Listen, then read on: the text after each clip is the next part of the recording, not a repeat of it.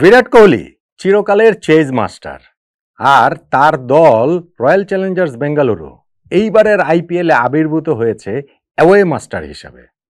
ঘরের মাঠে তারা 3 ম্যাচ খেলে 3টাই হেরেছে, কিন্তু অ্যাওয়েতে এই নিয়ে 5 নাম্বার ম্যাচ খেললো, 5 নাম্বার জয়টা তারা তুলে নিল।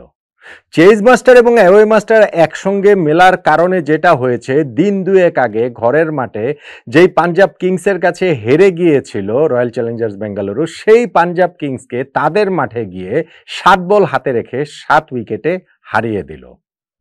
পয়েন্ট টেবিলে 1 নম্বরে উঠে গেল বিরাট কোহলির রয়্যাল চ্যালেঞ্জার্স বেঙ্গালুরু।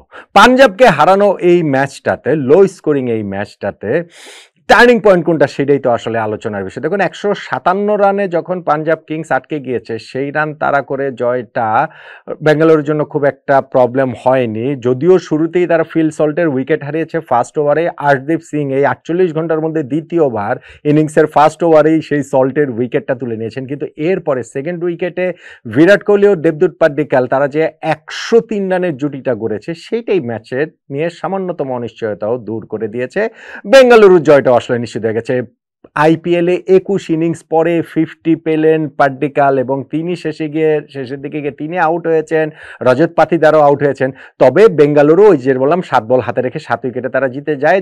ততক্ষণে বিরাট কোহলি এক সাইডে নট আউট রয়েছেন, তিনি ওইখানটাতে 53 বলে 74 রান করে তিনি নট আউট রয়েছেন, না 54 বলে 73 রান করে নট আউট রয়েছেন। এবং সেইটা কোহলির এইবারের আইপিএলে 4 নাম্বার 50+ স্কোর, 3 নাম্বার 50+ স্কোর হচ্ছে গিয়ে রান তাড়া করার ক্ষেত্রে, এবং এই 3টে ইনিংসেই তিনি নট আউট থেকে শেষ করেছেন। দলের জয় নিশ্চিত করা পর্যন্ত তিনি ছিলেন পারফেক্ট চেজ মাস্টার বলতে যেটা বোঝানো হয়। ইনফ্যাক্ট এইটা আইপিএলে সব মিলিয়ে বিরাট কোহলির 67 নাম্বার ইনিংস 50+ করে, যেটাও একটা নতুন রেকর্ড। এতদিন ডেভিড ওয়ার্নার ছিলেন সেই রেকর্ডের একক ভাগিদার। বিরাট কোহলি এইবারের আইপিএলের লাস্ট ম্যাচে মানে লাস্ট 50-তে তাকে স্পর্শ করেন, এই 50-তে সেই ওয়ার্নারকেও ছাড়িয়ে গেছেন। এখন যে ইনিংসটা করেছে পাঞ্জাব কিংস, তারা ওই যে 157 রান তুলেছে।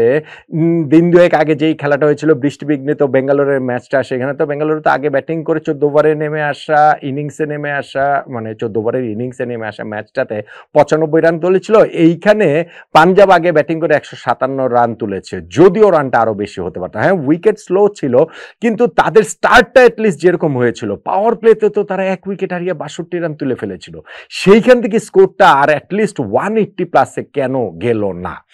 ওইখানটাতে রয়্যাল চ্যালেঞ্জার্স বেঙ্গালুরুকে শুরুর ব্রেক থ্রু দিয়েছেন। শুরুর 3টা ব্রেক থ্রুর কথাই আমি বলতে পারি। ক্রুনাল পান্ডিয়া প্রথমে পাওয়ার প্লেতে তিনি প্রিয়াঙ্ক শার্জকে আউট করেছেন, পাওয়ার প্লে শেষ হওয়ার ঠিক পরপরই মানে ফার্স্ট বলটাতে প্রাভ সিমরন সিংকে আউট করেছেন, আর এটা তো তার বোলিংয়ে। আর ওইখানটাতে তিনি শ্রেয়াস আইয়ার পাঞ্জাব কিংসের ক্যাপ্টেনের যে ক্যাচটা ধরেছেন, স্টানিং একটা ক্যাচ ধরেছেন, সেই ক্যাচের ক্রেডিটও অনেকাংশেই তাকে দিতে হবে।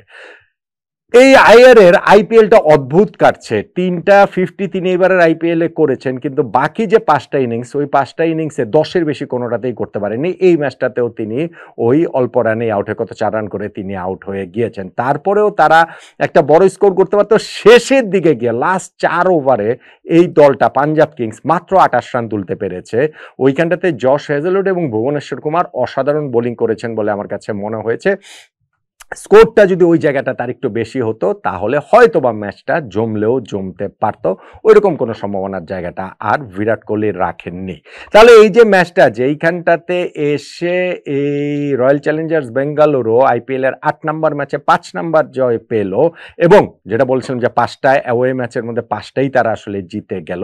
পয়েন্ট টেবিলে 10 পয়েন্ট আরো কয়েকটা দলেরই রয়েছে, তারা 1 নম্বরে উঠেছে বলতে আমি হচ্ছে গিয়ে বলছি পয়েন্টের দিক থেকে হচ্ছে গিয়ে ওই 1 নম্বরে মানে ওই শীর্ষ দলগুলোর মধ্যেই তারা রয়েছে।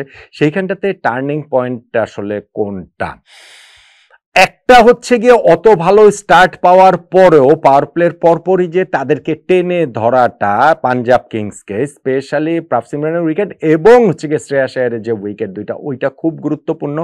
কিন্তু আমার কাছে এর চেয়ে বেশি গুরুত্বপূর্ণ আসলে না, কিন্তু আমি মনে করি যে টার্নিং পয়েন্ট যদি বলতে বলি, যে ম্যাচটা যেই জায়গাটাতে রয়্যাল চ্যালেঞ্জার্স বেঙ্গালুরু নিজেদের অনেকটা করে নিয়েছে, সেটা হচ্ছে তাদের লাস্ট 4 ওভারের বোলিং।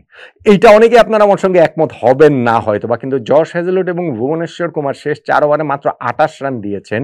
ওইখানটাতেই ম্যাচে জয়টা আসলে নিশ্চিত হয়ে গিয়েছে অনেকাংশেই রয়্যাল চ্যালেঞ্জার্স বেঙ্গালুরু। অবভিয়াসলি তারপরে তো তার ক্রেডিট তো রয়েছেই, পার্টিকুলার ব্যাটিংয়ের ক্রেডিট রয়েছে, বিরাট কোহলির ব্যাটিংয়ের তো ক্রেডিট তো আছেই, কিন্তু শেষ পর্যন্ত আমি মনে করি তাদের ওই যে বোলিং ইনিংসের শেষ 4টা ওভার ম্যাচের জয়ের পথে তাদেরকে অনেকখানি এগিয়ে দিয়েছে, এবং ওই 4টা ওভারকেই আমার কাছে টার্নিং পয়েন্ট বলে মনে হচ্ছে।